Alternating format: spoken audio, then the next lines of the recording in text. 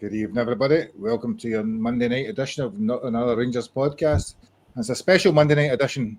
It's a Monday night edition when we've won a league game at Ibrox for the first time this season. So this is momentous, and it's only almost Halloween, and we've won a home game at Ibrox for the first time this season. So we should be happy mood. It should be positive. It should be exciting. I thought what was going to happen was Ricky was going to tell us all about his Halloween activities. I was going to tell you about a Michael Jackson tribute, and we were going to hopefully not talk about the game. But no, we've won 3-1, so we can talk about the game as the night goes on. So, what you need to mention, Michael Jackson or Ricky dresses Beetlejuice. So that's. So anyway, Scott, how are we doing? I'm alright, Gary. I think Ricky should dress as Beetlejuice next time the pod's on, just to show everybody. It's Friday night Halloween anyway. It's Friday night Halloween. Nah, we're a week ahead of you is what our Halloween, mate. And I'm not joking you, the makeup made my face come out in a big rash. I actually, on Saturday, I had to go to another party and my face was all, the makeup made my eyes. I had honestly, I looked like a red... Just one day, Ant-Man the next day. Yeah, red version of Shrek, mate. It wasn't good, mate. My wife was like, what the hell? So I'll not be doing that again. How was the Halloween parties other than the massive allergic reaction? It was good, mate. The Halloween party was good on Friday night, and then I had to do it all again on Saturday, and it just gets too much. Place was too busy. Yeah, I don't like people. As you get older, you don't like people. You like your own house, your fire, your home comforts, mate. So Saturday was just too much. So as Ricky likes to talk to thousands of people on a podcast every week, says he doesn't like people there. Clip that up. People mention it in the comments for sure. Scott, how are you? How was your weekend? I was alright, Gary. Saturday I was done nothing. Emily was out. Jack was away. I was watching Hibs on the day, and then Jack came back in. So Saturday night, I've never done a lot. To be fair, I went for a few drinks and come back in the house, and that was it. Sunday, went to football, seen you. And then they went to work today, so quiet. And it's never a bad thing sometimes. And Cameron, you're younger and busier and much more activities than we've often got. So how was your weekend? It was all right. Actually. I didn't really do much because obviously last week I covered a lot of miles. So I didn't really do anything for a change. And then today was first day back at work. So I've been at it since 9 o'clock this morning, and I had my lecture until 8 o'clock. Quickly scoffed me tea, and I've jumped on here. So it was a chill weekend, but it's been a busy Monday. That's dedication for you, Chief. Thanks for coming on, Kim. We appreciate you giving up your time. Scott usually moans about this every week when he comes into work about how he's going at 20 past 8 and straight on. So see, it's not just you. That's a half day, Gary, so I wasn't too bad. Good. And as I said, I was away seeing a Michael Jackson tribute at the Armadillo in Glasgow, which was outstanding if you like Michael Jackson. There was also, any Glasgow night out, there was a fight in a couple of rows in front of me, which people had to get turfed out, bizarrely, who goes to Michael Jackson tribute and gets flung out for fighting each other. Slightly strange. That means you missed the end, Gary? No, I watched and stayed for Man in the Mirror. Stayed in the band. And I'm bad in every other song that was going. No, it was a good night for there. Do you know there was mobbed because what's his name? What's the guy? Scottish. There were two Rangers fans. Nathan Evans and St Phoenix were playing as well at the Hydro the same night, so they were just over the road. So it was mobbed around that whole area. I think they were. Lindsay went to see Nathan Evans. That was a sellout show for them. So, and they were the boys that launched the Rangers' fourth kit on whatever day it was at the weekend there. So the new Orms fourth kit they'd launched. I think they make no secret of their Rangers supporting leanings. I think from there. So hope they had a good show. Well done to them, and maybe they can get them on to sing one night when we're running out of things to talk about. So anyway, back to we'll talk about the game tonight. We'll talk about the Thursday when we've also got Wednesday night when we've got the Hibs game. We'll look for 2 league wins in a row. Who'd have thought it? And then we'll also kind of preview potentially we'll talk briefly about the referee and assistant VAR, and that's just been announced for the Old Firm game. So that's interesting in its own right. But mainly we'll talk about the game because we don't win that many recently, so we'll try and enjoy that. I suppose first Ricky then. So team news, there was 4 changes. He made big sweeping changes before the game. So in came the lesser spotted Danilo, who's not been seen for ages since Russell Martin raved about him, then bombed about as soon as he got a couple of other strikers in. There was also what was the other ones? Who's the other 4 changes? There was 4 changes. Who were there? Try to think who they were. Diofsky come in for Chamita. We had Cornelius come in for Giga. Jigga, yeah. Diomande came back. Diomande came back for Rothwell. So Rothwell, yeah. 4 And changes. Ant-Man was missing. So Ant-Man was missing by an illness, I think, apparently. Yeah. So, in terms of the team lineup, Ricky, so I think there's a wee bit of discussion before it. Was it a 3-5-2, 4-4-2, or what sort of formation was he going to play? Yeah, it was interesting. I sent you guys a message because I was travelling back. I got to see the game from the start, which was good. But I was just wondering if it was going to be 4-4-2 or 3-5-2, and it ended up being 3-4-3. But I mean, the team lineup to me wasn't that important. It was what we started to see on the park, Gary, and it was. I actually enjoyed the first half as much as I did the second half. I think we were a Jack Butland brain fart away from everything that we basically asked for on Friday. We asked for, can we not have a match where we just keep it tight? We don't need. It doesn't need to be basketball back and forward. Just keep it tight, create some chances, get the goal, and that's basically what the first half was until Kevin Clancy has to get involved in every Rangers match. The stupid decision with Diamande, which was a clear free kick, he gets chopped in half, and then from that they break up the park, and then they score, mate. But the lineup in the first half performance for me was everything that I wanted to see. I thought we were unfortunate to go in at 1-1 at half time, but then the second half was much better than the first half. So for me, lineup was good, first half was good, and starting to see green shoots and some positivity. First win since May at Ibrox, which just absolutely blows my mind, Gary. Since May, we're almost into November. Crazy, but let's hope this is the start of something.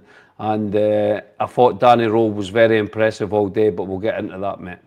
Yeah, and again, for those that are watching the pod, we don't say green shoots. We don't use the word green if we can help it during this hour. So shoots of recovery, Ricky. We don't.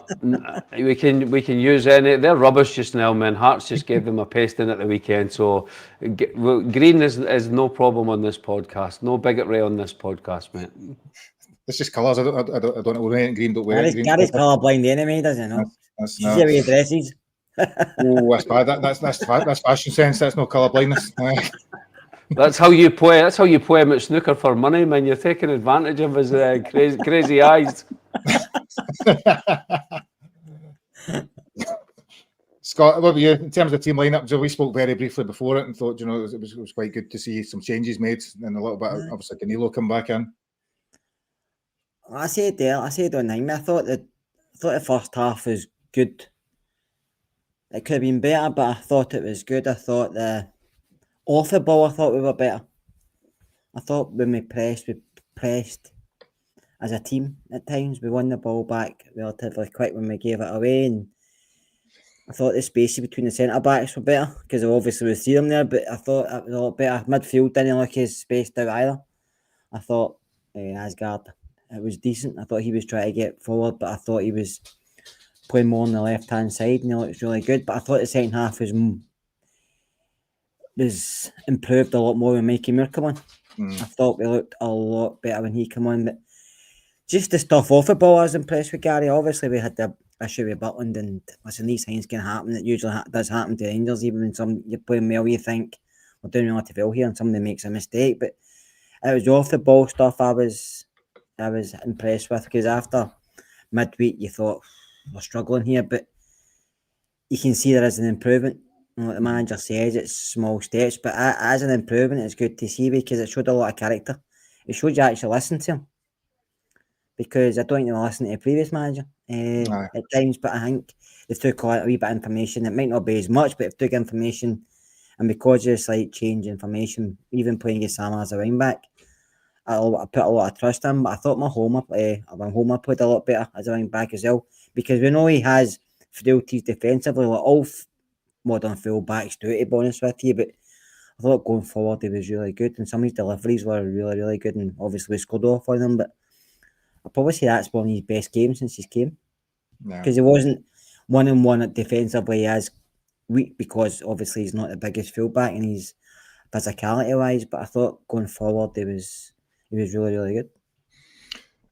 You're right. He's not the biggest. It was when he was up every time they had a free kick or a ball in their own half, and they put that big boy Dackers up there against them. It was like me standing beside you a lot of time, Scott, wasn't it? It was this big giant beside this other wee guy. If that guy sitting behind you on Saturday night, he couldn't see Michael Jackson.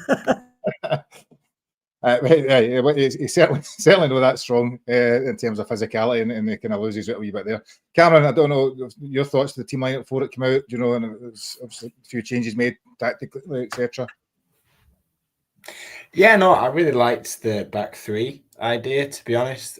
From the bits that I saw of the game, it looks like Suter kind of drops deeper with the middle two, and they're quite high and a bit more progressive. So it just gives us that bit of cover. So it is kind of a high line, but there's always someone kind of dropping in 5-10 yards. But I really like the midfield. You've kind of got three different midfielders there. You've got Raskin, who's there, who can be the anchor. You've got Diamande, who can link the play. Sorry, not link the play, progress it, bring it forward. And then you've got Asgard, who's very good at linking the play with the strikers. So I was quite impressed with the lineup. He did say in his, I think, pre-match that he was focused. He kind of altered his game plan based off Kilmarnock's defensive structure, which was really positive to hear. Again, it's like the thing of being pragmatic is that he's actively altering the team based on the opposition. So I was quite intrigued by the change in formation. I didn't think he would change the formation that drastically so soon, given that it's only his second game, but I was really impressed, and it worked out in the end. I think people go on about formations a lot of time as well, as though there's something. And I mean, at the end of the day, when they were playing, as you say, Ricky, it was about 3-4-3 at set times when they had the ball. It was a 4-4-2 when they didn't have the ball. It was moving about. It wasn't as if they played a rigid 3-5-2 and nobody moved. It was different when they had the ball. It was one shape. When they didn't have the ball, it was another shape, and actually able to try and, I suppose, probe and get spaces. The idea was to, as Scott said, Magoma, Asgard, and kind of Diamande kind of down the left, kind of creating, and Cornelius actually a lot of times as well, creating that bit of an overload to get space. Similarly, Gassama trying to get space to the other side. So it was deliberate ploy, you could see.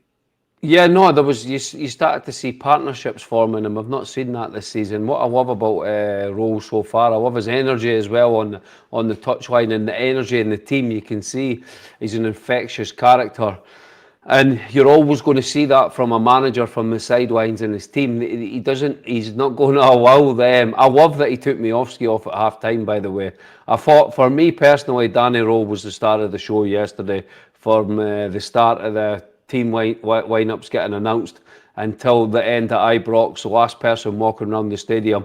But we've needed, I mean, that's, to me, this is what a manager should be. You should have tactical flexibility.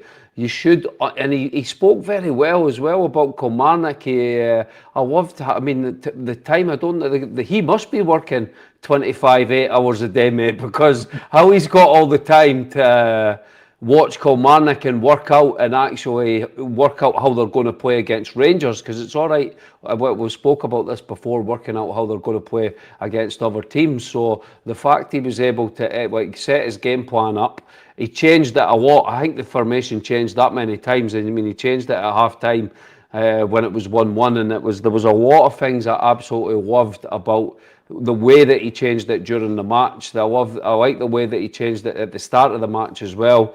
And it's the first time that these players have actually shown a bit of heart, shown a bit of courage, desire. I mean, I know people will say, oh, this is all things that we should be taken for granted and stuff like that, but we didn't see it under Ferguson. I'll go back to Ferguson. We saw it under Kilmarnock at the start, and then once he got schooled and he could never get it back, and then he started rambling in press conferences, and we've never had it back since then, really. Ferguson, a couple of games here and there, but not enough to get you excited over a sustained.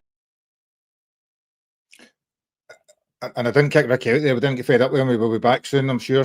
Well, we are waiting. Well, what about Ricky? We didn't. Nobody ejected you. I don't know what happened there. I don't know. I got ejected at the booster seat, man. Someone, there's a Celtic fan in the background because I was praising Danny Rowe. It's Peter Martin. Peter Martin for PLZ has ejected me out the podcast. Anyway, my point was Danny Rowe was star of the show. Someone else can take over, mate. What happened there? God knows. I don't know. We'll come back to Danny Rowe in a wee while, I think, now, because and talk about his first week in charge. So we'll come back to that later on once we finish the game. So Scott, the first goal, first half, I suppose there's not masses of incidents, I think, but we do score a goal 15 minutes in.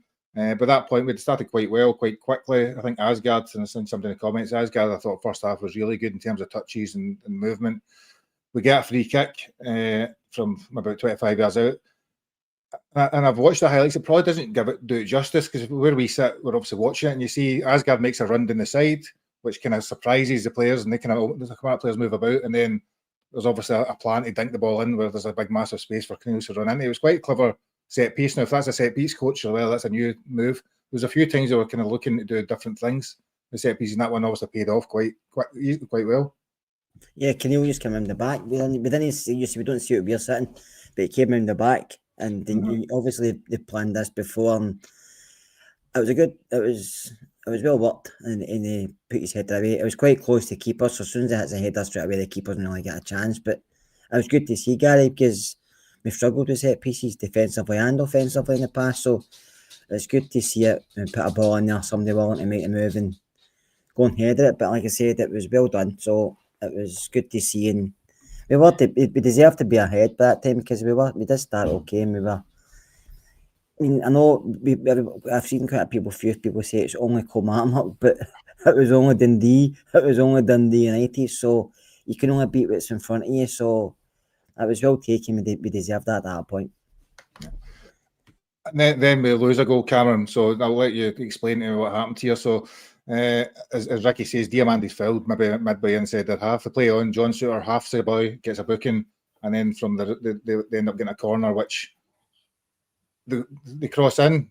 Butland does a Superman, flies by it, and to be fair, quite fortunate enough, it just lands right at the Kilmarnock players, who is able to tap it straight in. So really poor goal to lose. I don't really know what was thinking there, and then kind of set us back a bit. Yeah, he's just a clanger, isn't it? Just a clanger. He's gone with one fist, and instead he probably should go with two.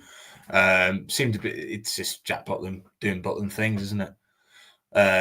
He's a great goalkeeper, and I was campaigning on Friday for Liam Kelly to start in goal, so I'm just saying.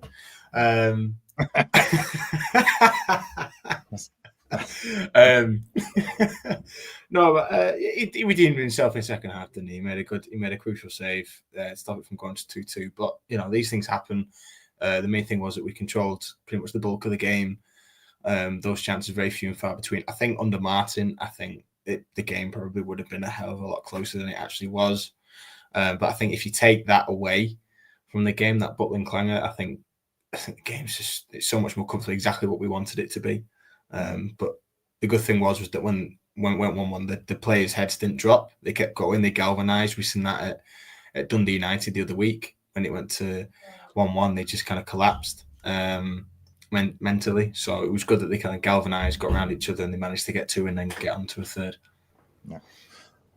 And just to kind of pick up the rest of the first half, Ricky. So we have a goal disallowed. The keeper, for some reason, blasts it off the back of Suter or Cornelius. I can't tell which one it was.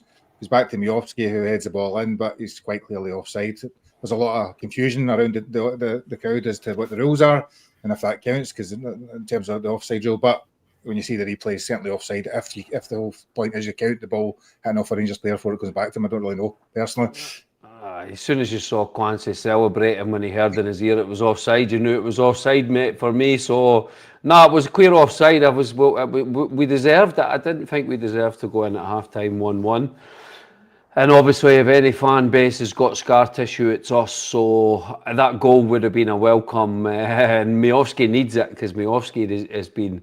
I don't want to be negative tonight. It's all been positive and stuff like that. No, I was going to ask you to pick up Miofsky's performance, but terrible, mate. Absolutely. He's got a touch like a trampoline. The guy was at my house fixing the trampoline today, and I kept saying, "Oh, can you put that net on Miofsky?" And he's like, "What's a Miofsky?" And I was like, honestly, mate, his first touch was so bad. Like, it's unbelievable. But the good thing is, what I like about Rowe was the fact he took him off at half-time. There was no mucking about, and he didn't try and sugarcoat it. And I've heard this about him as well. I've heard that when he goes into the meetings after games, he'll show a player exactly. He'll say to the player, "Look, I told you to do this in the first half, but you did this. Why did you do this?" And he waits for the player to give him an explanation, which I think is good, because accountability should be there. And I don't think it is enough for footballers nowadays.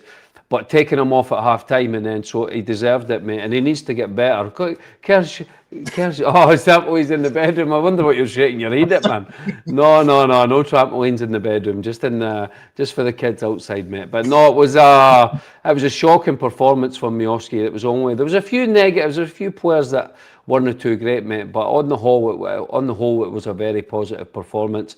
And but the good thing for us is Miovski was pretty poor, but Danilo and Shermiti were good so you've got that yin and yang. So that's what you need if you've got 3 players for one position. If 2 are playing well, then the person that's not playing well is just going to have to sit out the next few matches and try and work his way back into the team. I've still got hope for Miovski. I'm not writing the guy off, but after the Celtic game, I think he has been a little bit disappointing. He scored a few goals, and it reaches a point where it's easy to say, like one thing about Dessers, I will say, I don't miss Dessers, but what Dessers I think was very good at was creating his own chances by being in the right position.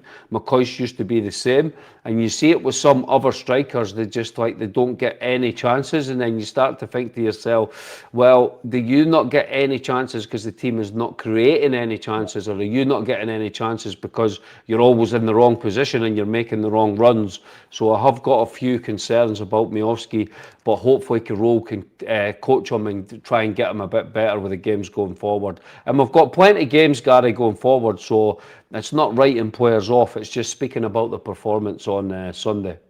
Yeah. And so, Scott, Miovski was off half time, and I think we'd said he was struggling, his touch wasn't great. I think there's a different debate to be had at a later date, maybe about whether his style of football and the fact he's a more direct penalty box striker actually suits a top league team, but that's a story for another day, potentially. Second half comes, Mikey Moore comes on, Scott, and I actually thought he was excellent. I want to praise him now because I thought he played really well. He worked hard, movement was good, and he kind of played a number 10 role, kind of getting in about it.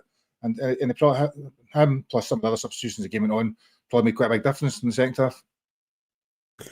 As for Miovski, I think he will come good. I think he's too good a player not to, but it's like you said, if he fits into the way we play. But I think he did score on Saturday, to be fair. He did score on Sunday, to be fair. I know it was offside, but he did score, so he did put a ball in the net, so you have to give him credit for that. All 3 strikers scored, only 2 were allowed, right enough. But I just think he'll find his feet under the new manager. Players take different. I mean, everybody kind of wrote off Danilo have it, and then he scores and he's got a wee bounce back in, and he took his header very, very well. So, but same with Mikey Moore, Gary, I thought he came on and done really well, and he's got a bounce back in his step. He seems to be playing with a smile on his face, as they say.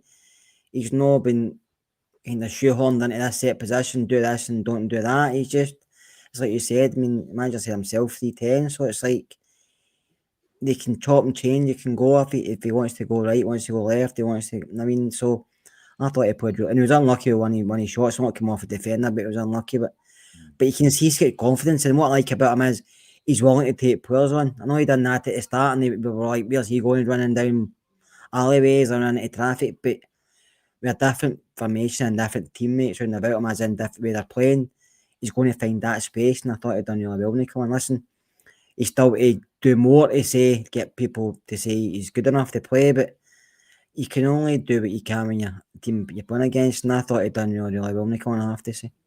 Yeah. So we get second goal, Cameron Danilo, who has, I don't know when he last scored, was it start of the year, start of 2025, I think it may have been. He comes on, and one thing you can always guarantee with Danilo, actually, I think he's a better head of the ball than he sometimes is with a finisher with his feet. Really good cross from Goma, good header at the game. It seemed it was going slow motion for it, hits the inside of the post and rolls in, but really good finisher. He's kind of scored that goal a number of times since he's been at Rangers. Scored, I remember, against Hearts and a few at St Johnstone. Yeah, he scored 2. Yeah, he scored 2 of them, I think, when he had the Batman mask on. So it was. Right. So in terms of him, it's a really good goal, good finish, good play, and I say a good header.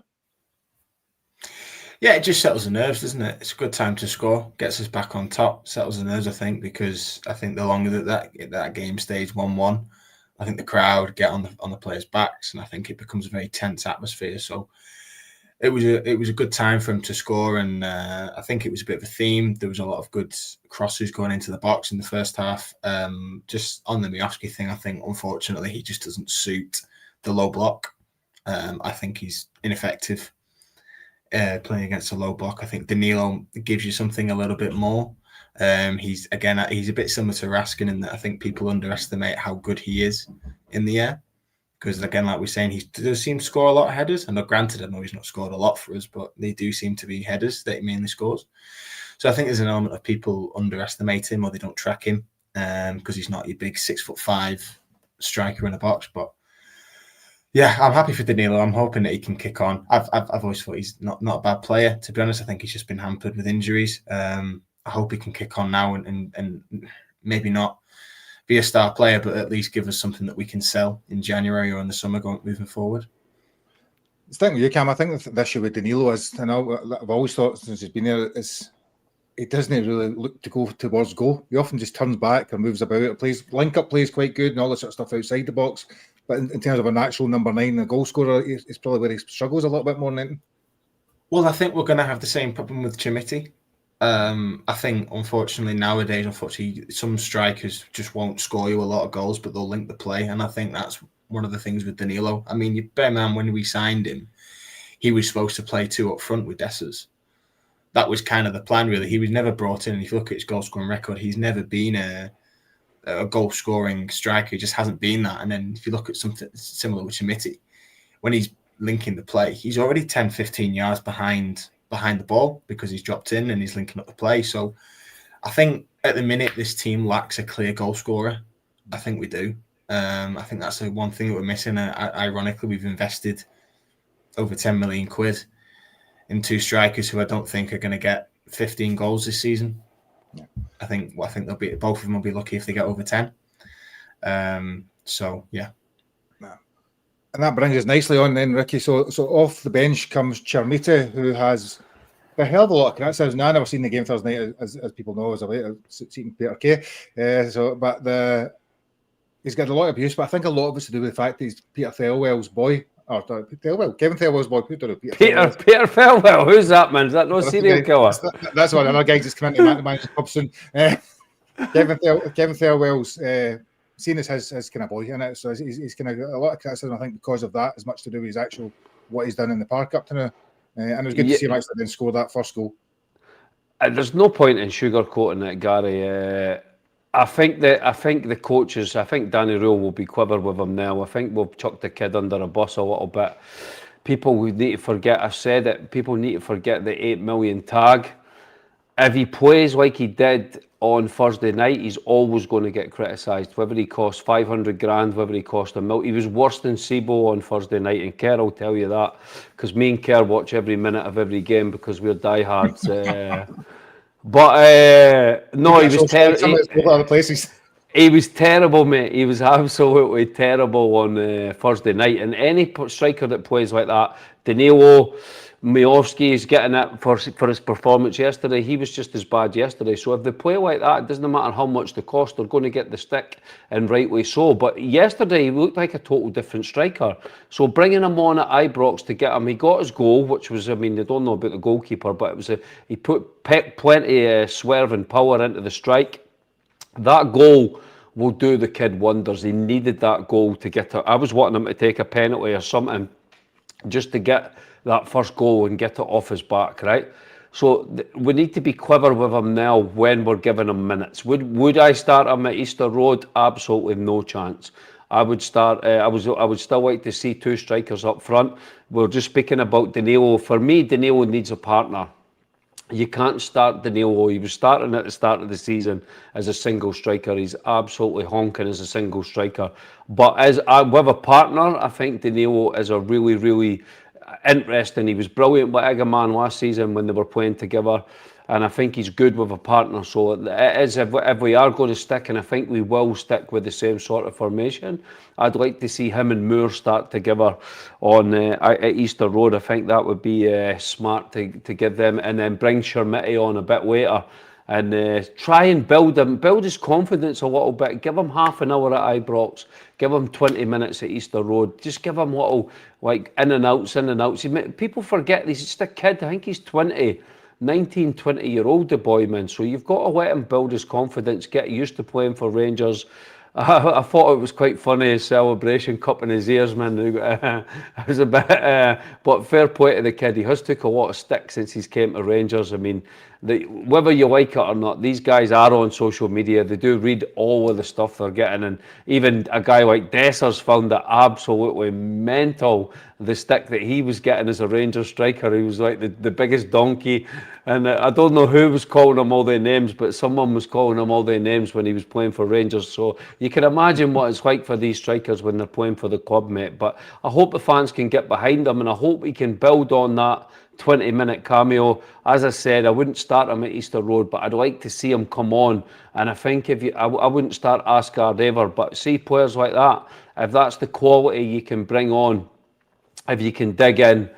Hibs have not lost at Easter Road for a full year, by the way, so it's going to be a tough match on Wednesday night. But if you can dig in and bring on that quality off the bench when you've got 20 minutes, half an hour to go, even if it's like it's nil, I don't think it'll be 0-0, it'll probably be 3-3, then you can go, somebody can come and get that fourth goal to get the victory. Then that's the sort of quality we need to be bringing from the bench. So I'm excited to see, and it's something to build on. It's something for us to build on, and something for the kid to build on, hopefully going forward. Yeah. So just to finish the game then, Scott, so I'll come at you. Just Nico Raskin, who I've actually strangely heard that he's getting a bit of grief in a number of the podcasts this week for his performances or his lack of effort, maybe last Thursday, his lack of teamwork, and then he does, I think second half he was much more improved yesterday, and obviously scores that goal that was offside. There's been a bit of consternation about the offside and how the lines have been drawn or not drawn. I'm drawn by a 5-year-old kid or whatever it was. They were a little bit bizarre to show you, and it took about 3-4 minutes of the game to actually before they decided it was offside. Yeah, it took a while, Gary. I mean, I came downstairs just after the VAR call was over, but it took about 4 or 5 minutes, and then they only put up 5 minutes. Was it 5 minutes they put up for injury time or something? It was like, you've took that length of time to get this decision correct. I don't understand why they don't do up here with how they do it down there. I've probably said it before, but they don't tell you. Do you know what I mean? In England, they tell you what's going on. At least you would know, but you knew the longer it took, you knew you were going to chop it off. Do you know what I mean? Because that's just the way it works. I mean, you see the lines. I've seen it on in the sports scene earlier on, and it's not the greatest line, is it? It's very poor, but I don't know who operates these things. I just mean it's no VAR's fault. Like we all know, it's just a tool that people operate, and I think whoever operates it's struggling. I think you need the instruction manual back out. Just on Raskin, I think the problem with Nico is he's played well at spells, and people build players up so much, and then you're like, right, he's this type of player, and then he goes to Belgium and he plays really well with Belgium. And he comes back to Rangers and he puts in decent performances, no great, no poor, but just a level performance. And then but he gets a slagging, but you forget when you're playing with Belgium, he's playing with far better players than we've got. So he's going to look better next to their players. But when you come back to Rangers, we're struggling. But I don't think he's been poor. I don't think he's been great either. He's doing what he's been asked to do in the middle of the park. And I think on Saturday you've seen it differently because Dio was back and they two have got a good relationship. They kind of know each other on and off the ball. I think if we play with it like with 3-10, it's going to suit him more. But I think under previous manager in other games, he does too much for me at times. He's trying to do his role and then somebody else's role and then somebody else's role. And you're like, stay where you're told or do your role. Like Cam said it before, concentrate on your job and let others do theirs. If they don't do theirs, that's on them. It's not on you. So he's trying to do too much as well. But I don't think he's been poor. I can't see that. Same me last Thursday. He wasn't bad. He wasn't good. But nobody was good. But he was involved in all the goals because he's trying to clear and it comes off him. But it's that Cornelius shouting to him, leave it for me. He tries to clear it. He's tracking back, but he's sitting in front of the defence and then he's tracking back and he's too late. And he's involved. And I know Nicholas is going to say something because waiting for that. He's just waiting for that because Nico Raskin could play for anybody. As soon as he moves away from here and does well, he'll be the first to say we should have kept him, or she or whatever. But we all like different players. As I said to him last week, that's his opinion. This is my opinion. Yeah, he gives the ball away, but there's not one player in that Rangers team that doesn't give the ball away. Do you know what I mean? He makes mistakes like everybody else, but overall, when he's playing well, he is probably our best midfielder. But we all want him to do better. We all want everybody to do better. But I don't think he's been as poor as a lot of podcasts are saying. But that's their opinion. I just think we brought him up to be this, but he's probably here with us.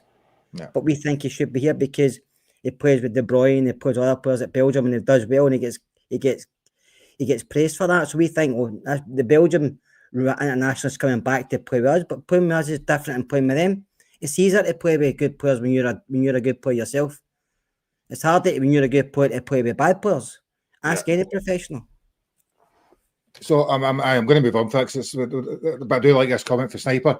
As soon as Martin leaves, everybody starts to return and asking. And I've noticed actually, it's funny when it's now moving to certain players, and it's always the same players you'd expect it to be. It's Raskin, it's Dav, it's Suter, it's other ones that are going to get the grief, and Martin's not there to do it. So as long as you keep winning, it will matter. It'll be irrelevant, and it will be breed confidence. And the next thing you know, I like everybody, Gary. If Raskin leaves, we bring somebody else in, and then we move on for there. I mean, in the day that he's only a player on the contract, as soon as he goes, I'll leave someone else.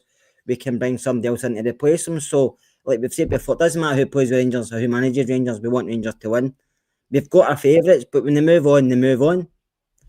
He's an employee of the club, and he'll move on, as you said, from there. But anyway, so I want to pick up 1 week, and is it 1 week? Maybe 1 week now since Danny Rowe was appointed as Rangers manager. What I'm going to ask each of the three of you, give me your views about how his first week is went. So Cameron, you're a huge Danny Rowe fan, as you made clear beforehand. So I'll let you have the first words on how you think his first 7 days at Ibrox has been.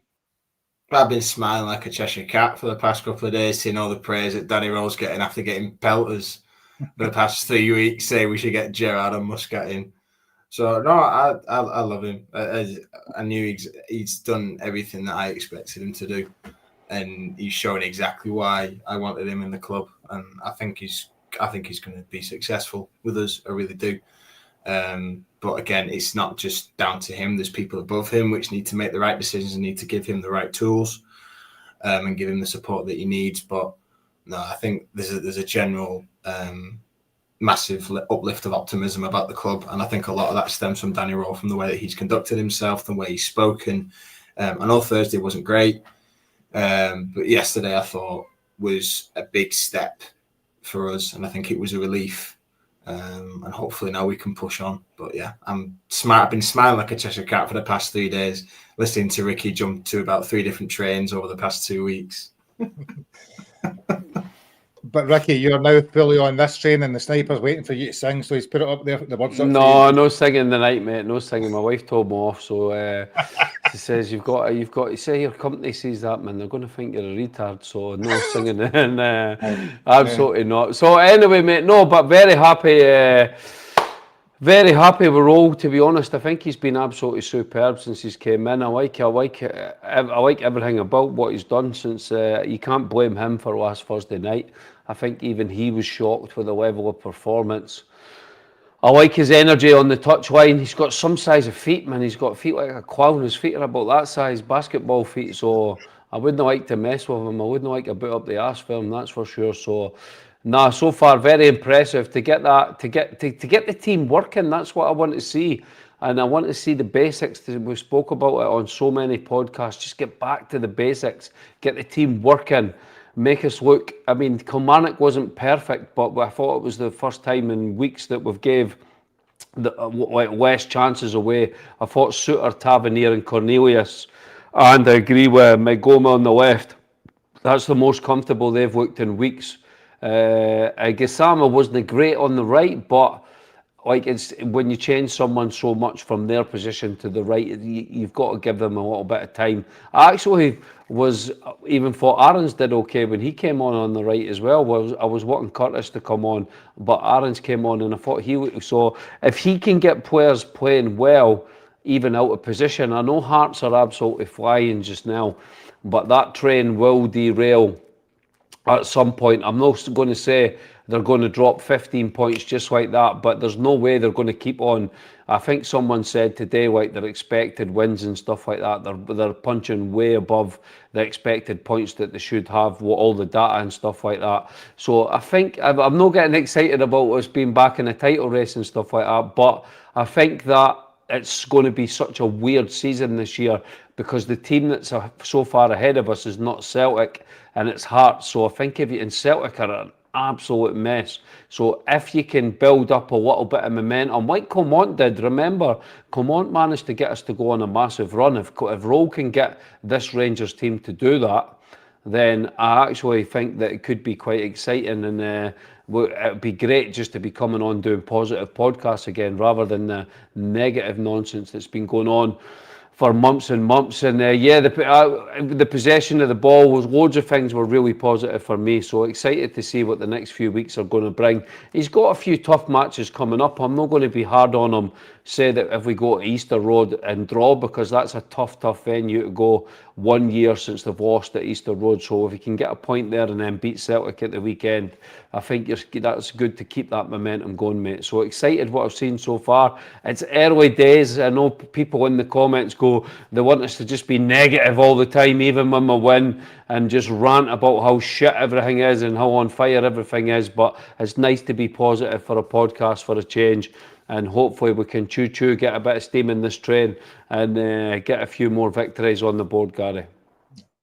And Scott and Danny Rhodes, it's been quite interesting how quickly he's united the fan base to some degree. I mean, that's not easy to do. And he was I suppose he was quite heavily discriminated against for being a 36-year-old, wasn't it? Too young, not enough leadership and all sorts of stuff beforehand. But the fans have really kind of taken to him quite well already. And watching the game, quite passionate, he speaks very well, as that standard answer people say.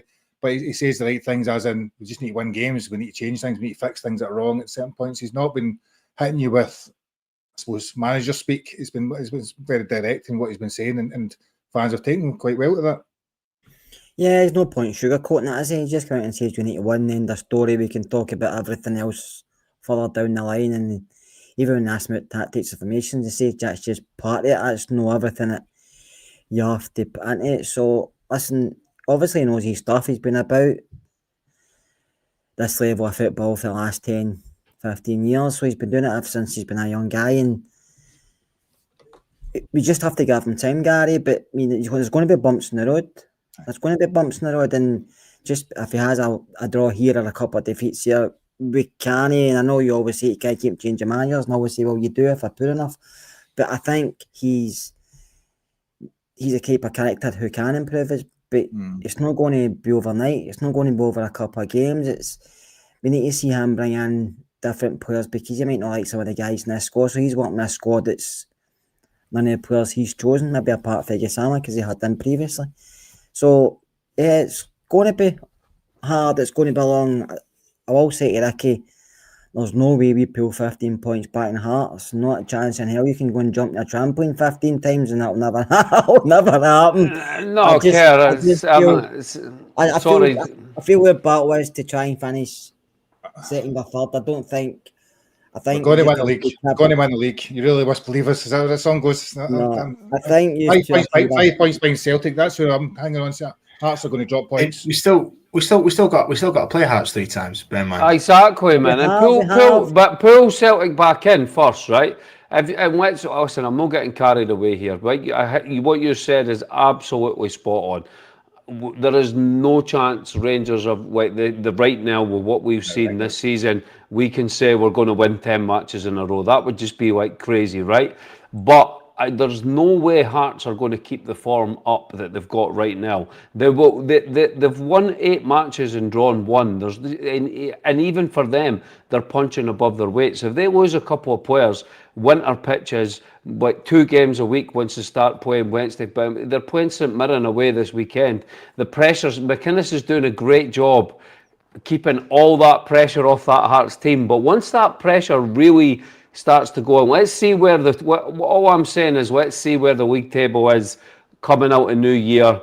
Let's see what everything looks like at that point. Have we caught Celtic first? If we've caught Celtic, then how many points are Hearts ahead? You've got to remember, Ricky, I mean, you're talking about catching Celtic, but we've got a semi-final coming up. But if you lose on Wednesday night, people are starting to get negative again because you've lost against Hibs, and that's not going to be an easy game on Wednesday night. But if you win Wednesday night, that's... I know, Gary, but I'm just saying, but if you're talking about how bad Celtic have been, but you go to Hampden and lose against them, you're thinking, how do we lose to them? Because we've not been great either. Just because we've got a new manager and he's got a bit more optimism and he's doing things different, and we're all behind him, he's still using the same guy. He's going to help someone improve, but he's not going to help every single one improve. And I just feel we're too far behind. Listen, I hope I'm sitting here in May, you won your bet, Ricky's back in the trampoline, he's Beetlejuice outfit on, and I'm sitting here saying I'm talking nonsense. But I just feel these current players haven't got it in them to go on a winning streak that long. I think you'd have to win every game between now and probably going up to April time, or maybe a draw couple. And I don't see it with this team so far. We've had one victory against Kilmarnock, and I think we're looking too far ahead. I think we can only look to the next game, and if we're sitting at Christmas time and used to us and we're getting closer, then I'll say maybe. But at this moment in time, I don't want to look far ahead. I'm looking to Hibs, and that's nothing else for me. And as for Hearts, Ricky, that's the strongest team McInnes has probably ever had as a manager. Aye, no, I And agree. They're good. I They're don't brilliant see to that watch. Hearts team conceding many goals, because I don't think Rangers and Celtic anywhere near where they have been, and I don't think any other team in the SPL is anywhere near where they have been. So I think Hearts have got a very, very, very good chance of finishing first. If not, they'll definitely finish second. Yeah, but you boys remember this better than me. But was it like 2002, 2003? We were like 10 points ahead early December. Mm-hmm. George Burley And lost that league. Aye, but to be fair, Cam, that owner was a maniac, man. That owner was he was picking the team and everything like that. That owner was picking the team, and like Burley, that team was always going to implode. Hearts are a lot more stable. I don't think they're going to do what Aberdeen did. I don't think they're going to do what Aberdeen did or what Hearts did in the past, but I don't think the league is over at this point if we can get our act together and start putting pressure on. And then I think that we can definitely get that points. I mean, it's only 13 points. We can get that. We can definitely get that down. But we need to catch Celtic first for sure. Yeah. I think everything's right. I think every point can be correct at the same time. And I totally agree. One game at a time. It's probably madness to be speaking about this after a home victory against Kilmarnock. So we won't speak about it anymore. So, and just funny enough, my mate Bruno's, I'll give him a shout out. He just messaged me. So, one game at a time. Don't stop getting too carried away. So we will move on from that. We'll focus on the one game at a time. We will focus on the game Wednesday night. And there's a game against Hibs at Easter Road, as Ricky tells us there, but didn't know that they've not lost a game at Easter Road for a year. But they've also had pretty patchy form throughout the season, really, as well. I think they hadn't won a lot of games at certain points in time as well. So they have been slightly erratic. I think if we win on Wednesday night, which Scott doesn't think is going to happen, clearly, we will go above them and move into third. I think we do move into third if we do beat them. So it is a big game.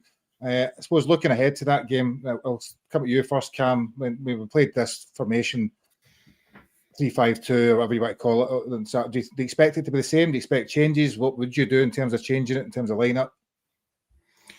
I probably wouldn't change too much. If it worked, I mean, maybe it's just tweaks. I don't think he'll change it massively again.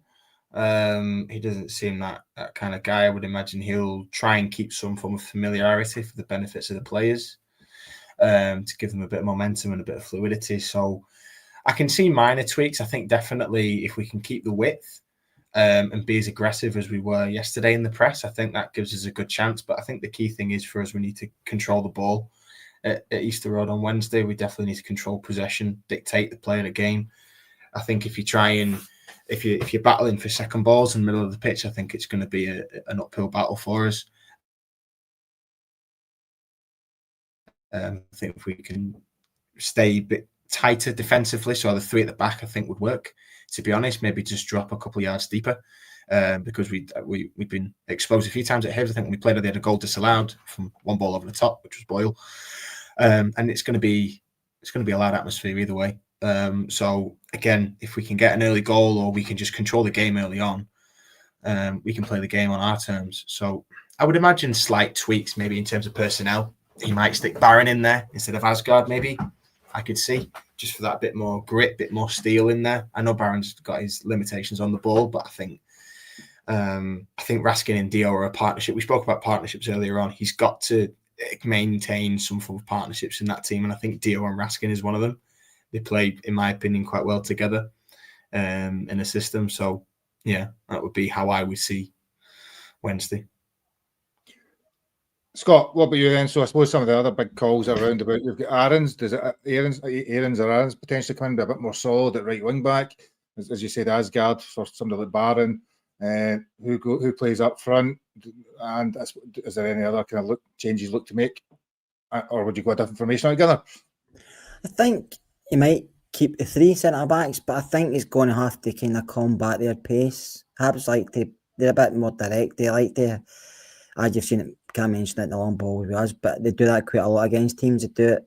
They're doing it against Aberdeen and Sunday, a couple of just balls over the top, because they've got Boyle, who is no slouch and he can finish as well. And when they played Hearts recently, they were doing similar. So I think you'll probably know what Hibs do to Hibs do strengths are where they play, and I think he will try and counteract that. Does he bring others in? I think he might. I think he might bring somebody in on the right, like you said, Tav, who I know Gassama's got a bit of pace, but is it enough to go with Boyle? Because to be honest with you, anybody that runs at Tavernier goes by Tavernier. I'm sorry, but he can't defend anybody that plays runs like Tavernier gets by him. So I think you have to kind of counteract that. And the physical at the back as well. You get bigger and Hanley, who's not the most technically gifted defender, but he can defend and he's strong. So I think something like Danilo will struggle against him. Yeah. Unless you put him a two, unless you put somebody else off Danilo. But I think he will. I think Hanley's just all about, him and Bashir are just all about power and out-muscling defenders. And so I think you maybe need to go with two up top. But it'll be interesting to see what he does. I think we have to move the ball quick. We have to press him as well, but we can't. I don't know if he will still defend us high, because the ball over the top's a threat, and it's happened a few times this season. I know Danny Rowe wasn't in charge, but it's still there. And because your players, Souters as slow as me, and Cornelius he's quick, but he's not the quickest. And Tav, any ball over the top, Tav's doing something else. So I think you're going to have to counteract that, because they will play at their pace. They've got Johan, they've got Boyle, they've got a boy Josh Campbell who's quite quick as well. So I think he will watch. He said he watched Kilmarnock, so I think he will have an idea what Hibs doing, maybe counteract it, Gary. So I think he will make a few changes. I would still play three at back, because I think that gives him more, because they've got Timmy up front, haven't they? I can't remember his name now. I know. The big striker, I can't remember his name either. I was trying to remember it there. Is it Boyle? Oh, Jesus, man. You've Is taken it Ray it out of Fuller's my name lips. film? I can't Somebody remember. tell me in the comments. None of us can remember that striker's name now. One that played for Scotland. Bowie. So that Bowie, Kieran Bowie, so that he's decent in there, to be fair to him. He is good in there, and Quite physical. He's physical as well. So I think if you play three against him, that would work. But you have to counteract their pace and the transitions. I think that's where they will be dangerous. Mm-hmm. So you, Ricky, then I suppose again thinking any particular changes you'd make to the starting lineup anyway, particularly taking the starting lineup from Saturday there. So when Miovski and all them in it, what changes are we looking to make for the starting lineup for Wednesday? Yeah, I would take out Miovski and I would play Moore with Danilo up front, and then because I like Mikey Moore just playing off that in that number 10 position. I thought he was really, really good at the weekend. It was the best we've seen him in a Rangers jersey. I would take Asgard out of the team, because I think this is going to be like for pace and stuff like that. He needs a bit of time, too much time on the ball. But I don't know if Rowe will take him out, but I would put Barron in there for a bit more security, like the guys were on about with Diamande or Cameron. Cameron could be another option, because Cameron's quite that Buzz Lightyear in the midfield could be another option. But I don't think he'll play both of them. But I think it'll definitely be Diamande, and Raskin will be two in midfield, and then it'll either be one from either Asgard, Barron, or who else is it? Cameron. So, Rothwell, no, but Rothwell's miles off it, mate. He'll not be near. I think he noticed through the week that he was running in treacle. So, and then the right hand side, I would like to see. I mean, Aaron's could be an option for a bit of security, but is that going to be a little bit too defensive if you bring Barron and Aaron's in there? He played all. That's what I'm saying. And you need goals, because I think if you I don't think we're good enough to hold out against Hibs. Hibs are going to score a couple of goals for sure, so we're going to have to score 3 to win the match, 2 or 3. So if that's the case, then you Gassama, maybe Curtis would be looking at, but maybe bring Curtis in on the right, or he might bring Ant-Man back in if he's no ill anymore. So we do have options, we do. And it will be interesting to see the lineup he goes. And I don't think there's right and wrong answers there. There's a lot of different ways that he can go. So it'll be. I think this is what's going to be exciting Moreau as well. I think he's going to be picking like quite different. Courses for courses and like Walter used to, different lineups for different matches, and it's going to be very difficult to predict who's playing. And that's what you like. It's great. It's good for us podcasters.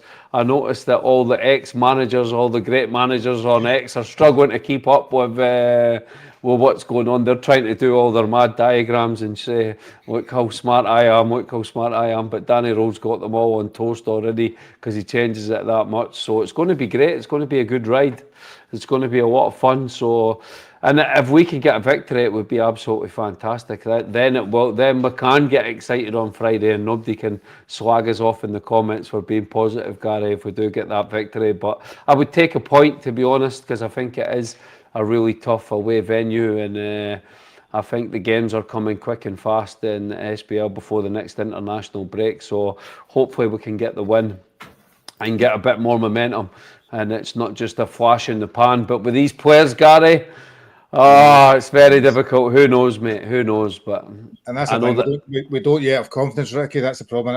That may start to come as win after win. Yes, we've seen it before. We've seen it before with Comont. Comont surprised us when he came in, and it was the same situation. We thought every player was shite, and this player was shite, and then Comont suddenly just managed to get that momentum going. But that's the team. That's the team I'd like to see, and hopefully we can get a.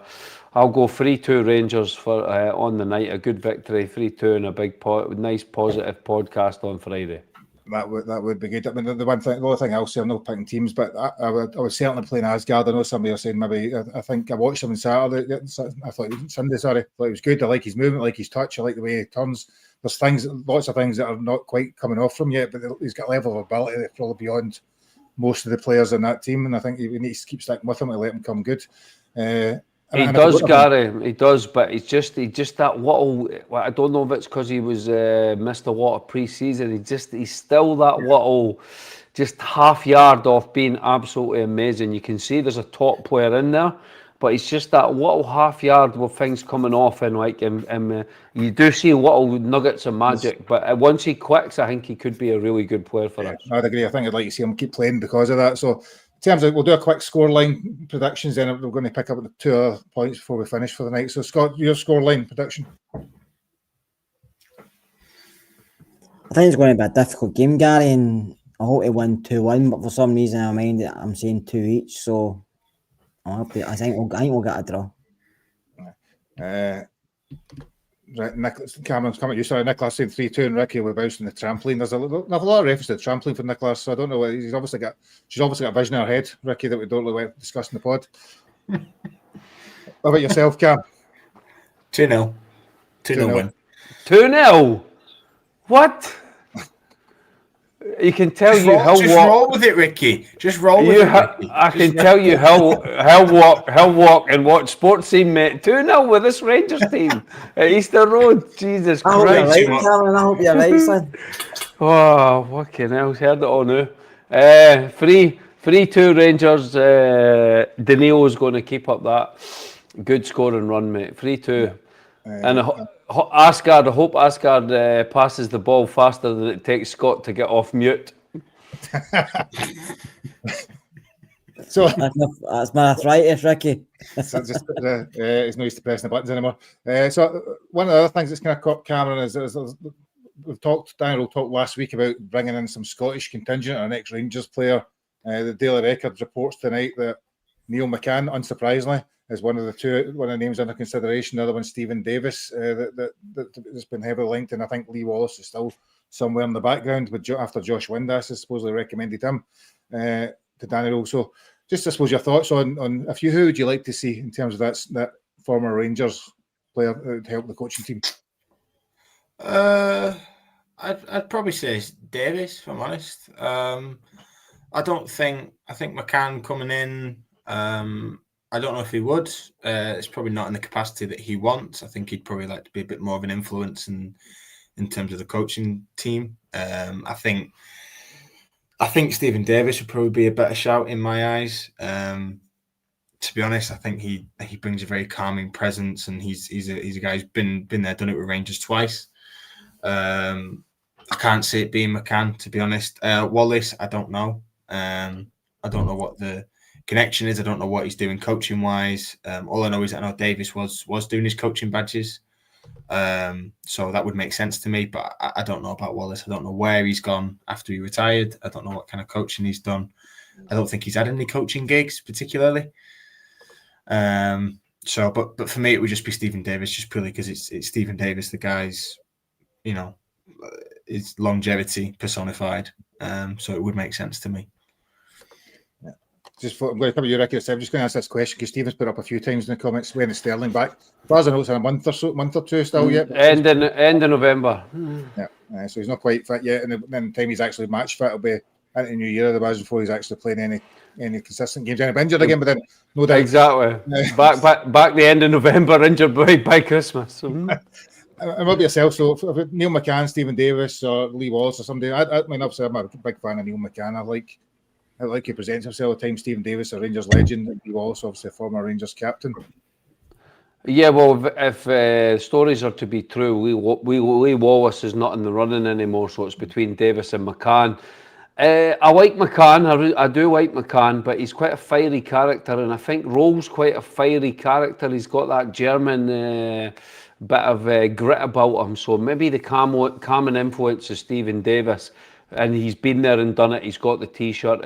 He's not had a go yet at Rangers, except for when he managed for a few days, and I thought he was quite impressive when he came in, and he did that job for a couple of games. So I would like to see Steve Davis come in. I think he would be, and the other thing with Davis is I think he's got the potential to maybe like go slip into the manager's role in the future if he could learn off these guys. So that could be the continuity there if you could, like, okay, now we are looking years into the future, but to have a guy like that in the background, then they'll be monitoring him and they'll see how he is around, and he is with the players, and the players will respect him because he had a fantastic career, played in the Premier League for many years and did fantastic things for Rangers. So probably for me, if I had my choice, it would be Steve Davis for me. Yeah. And Scott, I'm surprised that Kevin Thompson's not been linked as well. He's linked for everything normally. It's a bit of a shock, but I suppose then McCann or Davis.